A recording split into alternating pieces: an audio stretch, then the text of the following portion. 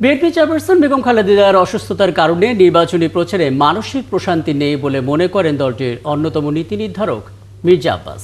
অন্য অনুষ্ঠানে আরেক নেতা সালাউদ্দিন আহমেদ বলেন, ধর্মের নামে যারা ট্যাবলেট বিক্রি করছে তাদের অবস্থান জনগণ বুঝতে পেরেছে, আর ধর্মের নামে মানুষকে বিভ্রান্ত করছে জামায়াত, এমন মন্তব্য করেছেন রুহুল কবির রিজভী। মামুন হোসেনের প্রতিবেদনে বিস্তারিত।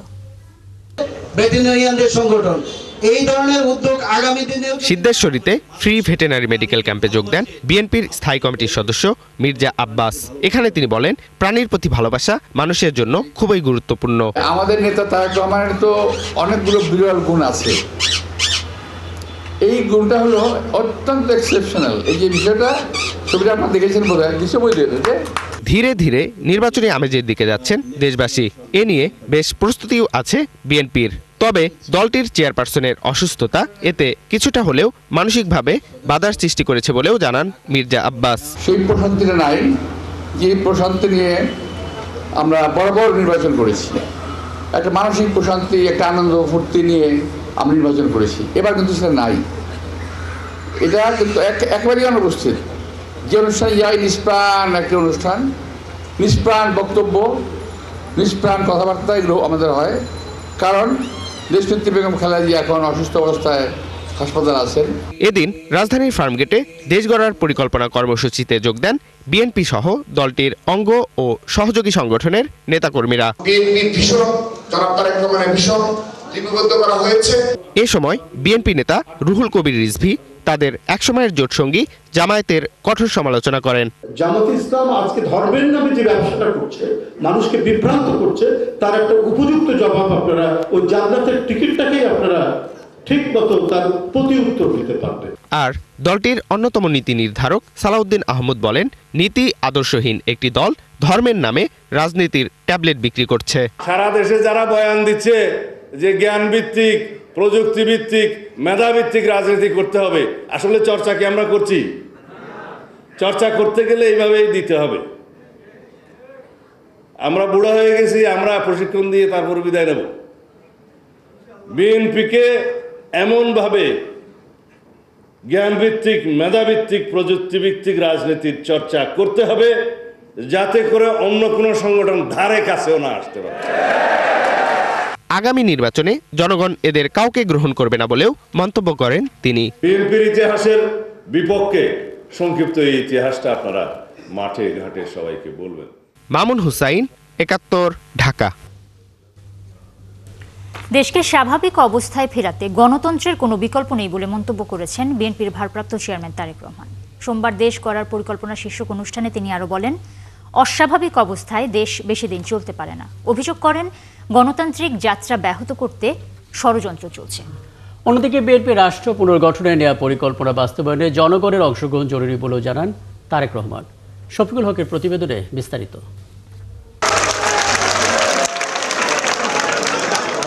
মহান বিজয়ের মাস ডিসেম্বরে বিএনপি ঘোষিত দেশ গড়ার পরিকল্পনা শীর্ষক কর্মসূচির দ্বিতীয় দিন ফার্মগেটের খামারবাড়িতে হওয়া ৭ দিনব্যাপী কর্মসূচির দ্বিতীয় দিনের সমাপনীতে লন্ডন থেকে ভার্চুয়ালি যুক্ত হন দলটির ভারপ্রাপ্ত চেয়ারম্যান তারেক রহমান। বহু ষড়যন্ত্র চলছে বর্তমানে, কিভাবে গণতান্ত্রিক ব্যবস্থাকে ব্যাহত করা যায়। রাষ্ট্র কাঠামো মেরামতে বিএনপির নেয়া পরিকল্পনা দেশব্যাপী ছড়িয়ে দিতে তরুণ প্রজন্মকে আহ্বান জানান তারেক রহমান। জনগণের অংশগ্রহণ ছাড়া এই পরিকল্পনা বাস্তবায়ন সম্ভব নয় বলেও মন্তব্য করেন তিনি। এই দেশ গড়ার পরিকল্পনা সফল করতে হলে, দেশ গড়ার পরিকল্পনার কাজ বাস্তবায়ন করতে হলে, পরিকল্পনা থেকে বাস্তবায়ন করতে হলে, কাজ শুরু করতে হলে জনগণের পার্টিসিপেশন ছাড়া আমরা পারবো না। এই মুহূর্তে দেশ গড়ার পরিকল্পনা বিএনপি ছাড়া আর অন্য কোন দলের আছে, এমন প্রশ্ন তুলে বাস্তবধর্মী হওয়ার তাগিদ দেন তারেক রহমান। এরকম ইন ডিটেইল দেশ গড়ার পরিকল্পনা বিএনপি ছাড়া কোন দল দিয়েছে? কোন দলের কাছে এই মুহূর্তে এরকম পরিকল্পনা আছে? কেউ সনদ বাস্তবায়ন করবে, কেউ বলেছে বিভিন্নভাবে তারা অমুক চেতনা বাস্তবায়ন করবে, তমুক করবে। কিন্তু সবার প্রতি সম্মান রেখে আমি বলতে চাই যে আমাদেরকে তো বাস্তব ধর্মী হতে হবে। সামনের যুদ্ধটা কঠিন মন্তব্য করে জবাবদিহিতা নিশ্চিতে নির্বাচিত সরকারের ওপর জোর দেন বিএনপির ভারপ্রাপ্ত চেয়ারম্যান। এই অস্বাভাবিকভাবে চলতে পারে না। এবং এই অস্বাভাবিক চলতে দেওয়া যেতে পারে না। এই অস্বাভাবিক ব্যাপার যদি পরিবর্তন করে স্বাভাবিক ব্যাপারকে স্বাভাবিকভাবে দেশকে নিয়ে আসতে হয়, প্রিয় ভাই বোনেরা, গণতন্ত্রের কোনো বিকল্প নেই এবং নেই। সাধারণ মানুষের কাছে জবাবদিহি করতে বাধ্য থাকে একমাত্র নির্বাচিত একটি গণতান্ত্রিক সরকার। এবং রাষ্ট্রের যদি ভালো হয়, সেটি তিল করেও যদি ভালো হয়, করতে পারে একমাত্র গণতান্ত্রিক ব্যবস্থা, গণতান্ত্রিক নির্বাচিত সরকার করতে পারে সেটা। জনগণের ভোটে রাষ্ট্র ক্ষমতায় গেলে শুরুতেই 50 লক্ষ পরিবারকে ফ্যামিলি কার্ড দেওয়ার কথাও জানান বিএনপির এই শীর্ষ নেতা। এইম থাকবে ইনশাল্লাহ, আল্লাহর মতে সরকার গঠনের সক্ষম হলে আমরা জনগণের রায় আমরা প্রথমে 1 বছরের ভিতরে চেষ্টা করব 50 লক্ষ ফ্যামিলির কাছে রিচ করার জন্য। শফিকুল হক, 71, ঢাকা।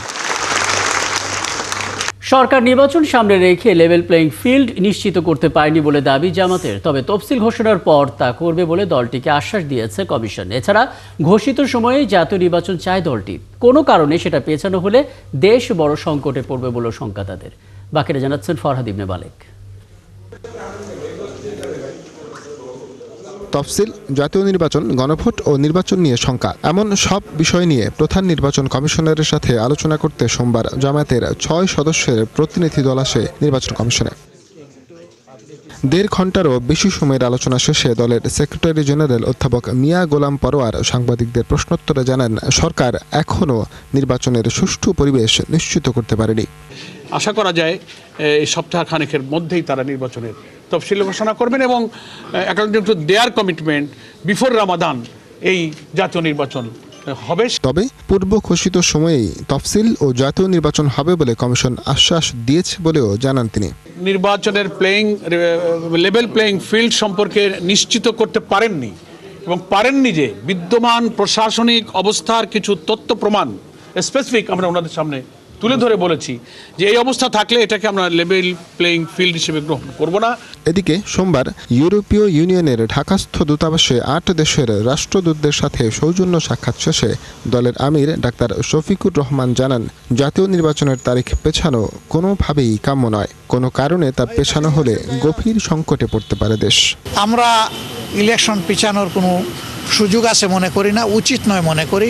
আমরা মনে করি যে ফেব্রুয়ারির ঘোষিত এই টাইমলাইনের ভিতরে নির্বাচন হওয়াই দেশের জন্য একান্ত প্রয়োজন।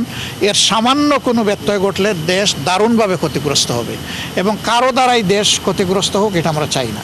জামাত রাজনীতিতে ধর্মকে ব্যবহার করে না দাবি করে আমির জানান, যারা নির্বাচনের আগে বেশি তসবিহ পাঠ করে তারাই ধর্মকে ব্যবহার করে। ধর্ম নিয়েই কাজ করি, আমরা ধর্মকে ব্যবহার করি না। ফরহাদ ইবনে মালিক, 71, ঢাকা। এবার জাতীয় পার্টির একাংশের নেতা আনিসুল ইসলাম মাহমুদের নেতৃত্বে আত্মপ্রকাশ করল জাতীয় গণতান্ত্রিক ফ্রন্ট। সোমবার জোটটির চেয়ারম্যান আনিসুল ইসলাম মাহমুদ অভিযোগ করেন, নির্বাচন নিয়ে সরকার নিজস্ব এজেন্ডা বাস্তবায়ন করছে, আর আসন্ন নির্বাচন হবে মব কালচারের। আরেক নেতা আনোয়ার হোসেন মঞ্জু সরকারের বৈধতা নিয়ে প্রশ্ন তোলেন। এই জোটে 6টি নিবন্ধিত এবং 12টি অনিবন্ধিত দল রয়েছে। মিল্টন আনোয়ার জানাচ্ছেন বিস্তারিত। জাতীয় সংসদ নির্বাচন নিয়ে শঙ্কা ও নির্বাচন পরবর্তী রাজনীতির নানা সমীকরণের মধ্যেই এক ছাতার নিচে এলো জাতীয় পার্টির একাংশ সহ সমমনা 18টি রাজনৈতিক দল। তারপরে আছে রাজধানীর গুলশানে সোমবার সংবাদ সম্মেলনের মধ্য দিয়ে আত্মপ্রকাশ করে নতুন জোট জাতীয় গণতান্ত্রিক ফ্রন্ট এনডিএফ। অনুষ্ঠানে উপস্থিত ছিলেন জোটের প্রধান শরিক জাতীয় পার্টির একাংশের চেয়ারম্যান ব্যারিস্টার আনিসুল ইসলাম মাহমুদ ও মহাসচিব এবিএম রুহুল আমিন হাওলাদার। একই মঞ্চে দেখা যায় জাতীয় পার্টি জেপির চেয়ারম্যান আনোয়ার হোসেন মঞ্জুকে। নতুন এই জোটে আরও রয়েছে গোলাম সরোয়ার মিলনের জনতা পার্টি, তৃণমূল, বিএনপি এবং বাংলাদেশ জাতীয়তাবাদী আন্দোলন বিএনএম সহ 18টি দল। কোন দলকে বা একাধিক দলকে বাদ দিয়ে কোন নির্বাচন হলে সেই নির্বাচন টিকসই হবে না, সেটা ক্ষণস্থায়ী হবে। অতীত থেকে আমাদের শিক্ষা নিতে হবে। নির্বাচন সামনে রেখে প্রতিযোগিতামূলক সুস্থ রাজনীতির পরিবেশ তৈরিতে অন্তর্বর্তী সরকারের ভূমিকা স্পষ্ট ও নিরপেক্ষ নয় বলে মন্তব্য করেন জোটের চেয়ারম্যান ব্যারিস্টার আনিসুল ইসলাম মাহমুদ। বলেন, অন্তর্বর্তী সরকারের ভ্রুক্ষেপ শুধু নিজস্ব এজেন্ডা বাস্তবায়নে। এই নির্বাচন মব কালচারের নির্বাচন হতে যাচ্ছে বলেও শঙ্কা প্রকাশ করেন তিনি। ৭১ মুক্তিযুদ্ধের চেতনা এবং ২৪শে জুলাইয়ের গণঅভ্যুত্থানের আকাঙ্ক্ষায় সমন্বয়ে আগামী দিনের রাষ্ট্র সংস্কার, বাংলাদেশে জাতীয়তাবাদ, মধ্যপন্থার উদার গণতান্ত্রিক রাজনীতিকে বেগবান করা, জনগণের নিয়মান কণ্ঠস্বরকে সোচ্চার করতে একটি রাজনৈতিক জোট গঠনের সিদ্ধান্ত নিয়েছে। জোটের প্রধান উপদেষ্টা জেপি চেয়ারম্যান আনোয়ার হোসেন মঞ্জু সরকারের বৈধতা নিয়ে প্রশ্ন তুলে বলেন, সরকার বাক স্বাধীনতার কথা বললেও কথা বললে হয়রানি করছে। এই বর্তমানে যারা ক্ষমতায় আছেন তারা বললেন মন খুলে কথা বলেন। আমি মন খুলে কথা বলি নাই, একটু কথা বলছিলাম, বাস আমার বিদেশ যাওয়া বন্ধ। আপনি আইল্যান্ড কেমন করে? আমি রাজনীতি করি 18 বছর বয়স থেকে। ও হালা এসে আমার পাঠ করে এইটা করো ওইটা করো, আরে সামনে করবেন। নতুন এই জোটে প্রাথমিকভাবে 18টি রাজনৈতিক দল থাকলেও আগামীতে দলের সংখ্যা বাড়তে পারে বলে জানান জোট নেতারা। মিল্টন আনোয়ার, ৭১, ঢাকা। দেশে জাতীয় নির্বাচন নিয়ে কোনো সংশয় নেই বলে জানিয়েছেন স্বরাষ্ট্র উপদেষ্টা। তিনি জানান, দেশে ভোট হবে উৎসব মুখর। সোমবার সচিবালয়ে সাংবাদিকদের তিনি এসব কথা বলেছেন। সচিবালয়ে ব্রিফিংয়ে নৌ উপদেষ্টা আরও জানিয়েছেন যে নির্বাচন নিয়ে মানুষের মনে কোনো সংশয় থাকলেও তার কারণ জানা নেই। তবে বিগত সময়ে সুষ্ঠু নির্বাচন হওয়াতে দ্বিধাদ্বন্দ্ব সৃষ্টি হতে পারে বলেও মত দেন তিনি। শারমিনেরা রিপোর্ট। ফেব্রুয়ারিতে নির্বাচন, এমন কথা তো দিয়েছে অন্তর্বর্তী সরকার। তফসিল ঘোষণা হতে পারে এ সপ্তাহে। সোমবার সচিবালয়ে আইন শৃঙ্খলা সংক্রান্ত উপদেষ্টা কমিটির বৈঠক শেষে প্রশ্নের জবাবে স্বরাষ্ট্র উপদেষ্টা বললেন, জানুয়ারির মধ্যে বাহিনীর প্রশিক্ষণ শেষ হবে। ভোট কেন্দ্রে বিদ্যুৎ কিংবা বিকল্প ব্যবস্থা নিশ্চিত করার নির্দেশও দেওয়া হয়েছে। আপনারা জানেন যে এবার ভোটার কিন্তু 7:30 থেকে 4:30 পর্যন্ত, আগে হতো 8টা থেকে 4টা পর্যন্ত, আধা ঘন্টা বেড়ে গেছে। আর এই সময় সূর্যের আলো পরেও কিন্তু আমাদের ভোট গণনা তো করতে হবে। এই জন্য যে এলাকায় ইলেকট্রিসিটি না থাকে ওই এলাকায় অল্টারনেটিভ কি লাইটিং এর ব্যবস্থা করা যায়। আর যেখানে ইলেকট্রিসিটি থাকে ওই ইলেকট্রিসিটি এনশিওর করতে হবে যেন ইলেকট্রিসিটি ওই সময় থাকে। সারা দেশে খুন অপরাধ চাইলেই বন্ধ করা যাবে না, এটা ম্যাজিক বাটন নয় উল্লেখ করে বলেন, রংপুরে মুক্তিযোদ্ধা ও তার স্ত্রী খুনের ঘটনা তদন্তে নির্দেশ দেওয়া হয়েছে। রংপুরে যে আমাদের এই কলিগ একজন হলো আছে পুলিশে আর একজন আছে র্যাবে, তাদের এই মা এবং ফাদারকে হত্যা করা হয়েছে। এই জন্য আমরা অলরেডি ইনস্ট্রাকশন দিয়েছি যেভাবে হোক তাদের যারা করছে তাদের আইনের আওতায় নিয়ে আসার জন্য। নির্বাচনের আগে না, নির্বাচন আগে এই ধরনের ঘটনা তো ঘটছে, আমি তো অস্বীকার করি না। আর নির্বাচনের আগে যে এইগুলি সব বন্ধ হয়ে যাবে তাও আমি বলতে পারি না। ফেব্রুয়ারিতে নির্বাচন করতে প্রস্তুতি নিচ্ছে নির্বাচন কমিশন, জানান নৌ পরিবহন উপদেষ্টা। দেশে প্রস্তুতি নেওয়ার ব্যাপার হচ্ছে এখন পর্যন্ত ইলেকশন কমিশন তার অ্যাকশন শুরু হয়নি, প্রিপারেটরি স্টেজে আছে। হলে তখন বোঝা যাবে তখন হবে। সরকার তো বলে নাই, গভর্নমেন্ট তো বারবার বলছে, আমরা বারবার বলছি, যেখানে যাচ্ছে সেখানে বলছি যে নির্বাচন সময় মতো হবে। বিগত সরকারের আমলে সঠিক রূপে নির্বাচন হয়নি, তাই জনগণের মধ্যে দ্বিধাদ্বন্দ্ব তৈরি হতে পারে বলেও মত দেন সাবেক নির্বাচন কমিশনার। আমাদের দেশে এতদিন তো নির্বাচন হয় নাই, যেটা হয়েছে ওগুলোকে নির্বাচন আমার কোনো ডেফিনেশন না। শারমিনেরা, ৭১, ঢাকা। দ্বিধাদ্বন্দ্বে আছে। চলতি সপ্তাহে তফসিল ঘোষণার মধ্য দিয়ে নির্বাচন নিয়ে সব ধরনের সন্দেহ এবং সংশয় কেটে যাবে বলে মনে করেন প্রধান উপদেষ্টার প্রেস সেক্রেটারি শফিকুল আলম। বলেছেন, তখন থেকেই আনুষ্ঠানিকভাবে ভোটের ঢোল বাজতে শুরু হবে। আর দলগুলোর অনৈক্য যেন ভোটের মাঠে সংঘাতে রূপ না নেয় এমন আহ্বানও জানিয়েছেন তিনি। আরও জানাচ্ছেন মোহন ইসলাম। ত্রয়োদশ জাতীয় সংসদ নির্বাচন ও গণভোটের তফসিল ঘোষণা হবে চলতি সপ্তাহে। এরই মধ্যে সিইসি সহ নির্বাচন কমিশনাররা সাক্ষাৎ করেছেন প্রধান উপদেষ্টার সাথে। রীতি অনুযায়ী বুধবারে রাষ্ট্রপতির সাথে দেখা করবে কমিশনের সদস্যরা। এদিন তফসিলের ভাষণ রেকর্ডের জন্য চিঠি দেওয়া হয়েছে বাংলাদেশ টেলিভিশনে। তবুও নির্বাচন নিয়ে আশঙ্কার কথা বলে কেউ কেউ। সংশয় আছে জনপরিসরেও।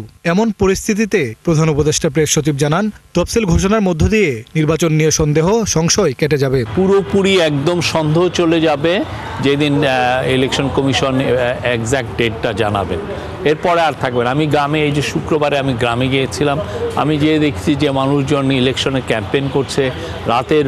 রাতে আমি একটা ইয়েতে ছিলাম, রাতে ওইখানে চা খাচ্ছি, ইলেকশনের গল্পগুলো হচ্ছে। যেই ইলেকশনের সময় আমরা যে আমেজটা দেখি সেটা ভেরি মাচ ফিরে এসেছে। তো আমরা আশা করছি এই সামনে যখন ইলেকশন কমিশন তারা যখন এই কয়েকদিনের মধ্যে যখন ইলেকশনের শিডিউলটা ঘোষণা করবেন, তখন ফুললি দেশে ইলেকশনের আমেজ আসবে, পুরো জাতি ইলেকশনের, আমি বলবো ইলেকশনের বাদ্যবাজনা বাজবে আর কি। তিনি বলেন, দলগুলোর অনৈক্য যেন কোনোভাবেই সংঘাতে রূপ না নেয়। তারপরেও সব ধরনের পরিস্থিতি সামলানোর জন্য প্রস্তুত আছে সরকার। সংঘাতের জন্য পরিবেশ তৈরি না হয়, এটাই। আপনার ডিবেট থাকবে, আমি আমার মতটা বলবো, আপনি আপনার মত বলবেন, আমার ইন্টারপ্রিটেশন অফ হিস্ট্রি আমার মতো থাকবে, আপনার ইন্টারপ্রিটেশন অফ হিস্ট্রি আপনার মতো থাকবে। তো আমরা আশা করছি যে এটা এমন কিছু না, বরঞ্চ আমি মনে করি এই ধরনের ডিবেটটা একটা দেশের ডেমোক্রেসির জন্য খুবই হেলদি, খুবই ভালো সাইন। তফসিলের আগে ছাত্র উপদেষ্টাদের পদত্যাগের বিষয়ে কোনো তথ্য নেই বলে জানান প্রেস সেক্রেটারি। না, সে বিষয়ে আমরা কিছু জানি না। মোহন ইসলাম, ৭১, ঢাকা। সামনে নির্বাচন। রাজধানীর মোহাম্মদপুর এলাকার একটি বাসা থেকে মা মেয়ের মরদেহ উদ্ধার করেছে পুলিশ। সোমবার দুপুর 12টার দিকে তাদের মরদেহ উদ্ধার করা হয়। পরিবারের ধারণা, গৃহকর্মী আয়েশা এই হত্যাকাণ্ডের সাথে জড়িত। সিসিটিভির ফুটেজ পর্যালোচনা করে তদন্তে নেমেছে পুলিশ। খোঁজা হচ্ছে আয়েশাকে। হত্যাকাণ্ডে ব্যবহৃত দুটি ছুরি উদ্ধার করেছে পুলিশ। আরও জানাচ্ছেন সাজিদ সরকার।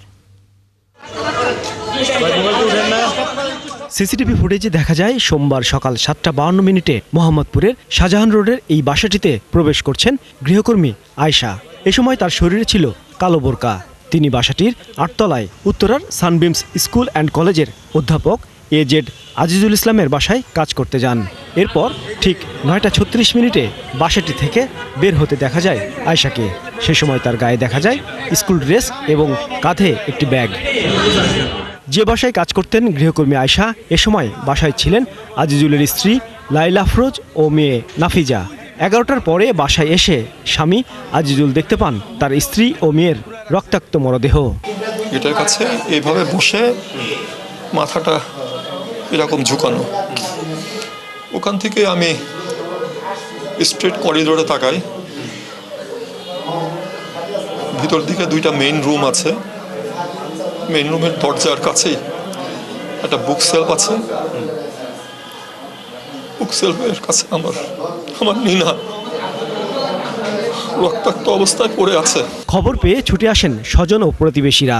তারা জানান, 9ম শ্রেণীর শিক্ষার্থী নাফিজা পড়ত মোহাম্মদপুর প্রিপ্যারেটরি স্কুলে। সোমবার ছিল বার্ষিক পরীক্ষার শেষ দিন। পুলিশ আসার আগেই নাফিজাকে নেওয়া হয় হাসপাতালে। সেখানেই মৃত ঘোষণা করে চিকিৎসক।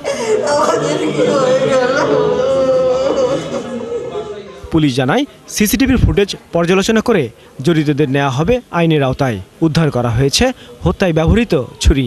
ওনাদের আত্মীয় স্বজনরা এসেছেন, ওনাদের সঙ্গে কথা বলছি এবং আমাদের সিসি ক্যামেরা ফুটেজ বিশ্লেষণ করে আমরা এই বিষয়ে কোনো ক্লু পেলে আমরা সেভাবে তদন্ত কার্যক্রম আগাবো। সন্দেহ করা গৃহকর্মী আয়েশা 4 দিন আগেই কাজ নেন এ বাসায়। ভাড়া থাকতেন বিহারি ক্যাম্পে।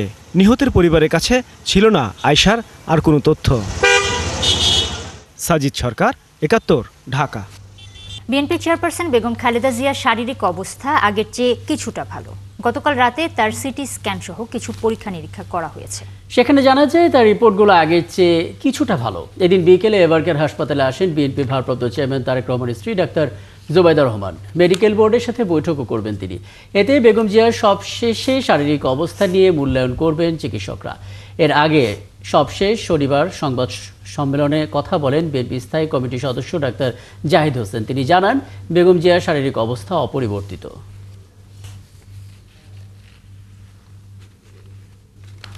দর্শক, যেমনটি জানাচ্ছিলাম, বিএনপি চেয়ারপারসন বেগম খালেদা জিয়ার শারীরিক অবস্থার তেমন উল্লেখযোগ্য কোনো পরিবর্তন হয়নি। সাবেক এই প্রধানমন্ত্রীর সার্বিক পরিস্থিতির খবর রাখতে এভারকেয়ার হাসপাতালে আছেন সহকর্মী সবুজ মাহমুদ। সরাসরি তার সঙ্গে যুক্ত হচ্ছে।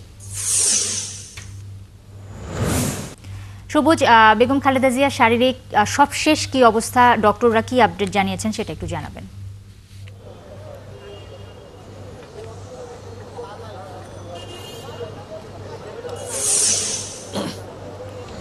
নুসরাত, বেগম জিয়ার শারীরিক অবস্থার আপডেট আসলে তেমন কিছু নেই। আমরা গতকালকে যেমনটা জেনেছিলাম যে ওনার স্বাস্থ্যের অবস্থা অপরিবর্তিত আছে, এবং আপনি একটু আগে জানালেন যে সিটি স্ক্যান সম্পন্ন হয়েছে, সেটি পজিটিভ আছে। এই ধরনের স্বাস্থ্য আপডেটটি আমাদের কাছে আছে। এবং আপনি আর একটু জানিয়ে রাখি আপনাকে যে বেগম জিয়াকে দেখতে ডক্টর জুবাইদুর রহমান আজ বিকেলে এভারকেয়ার হাসপাতালে আছেন এবং উনি এখন এখানে অবস্থান করছেন।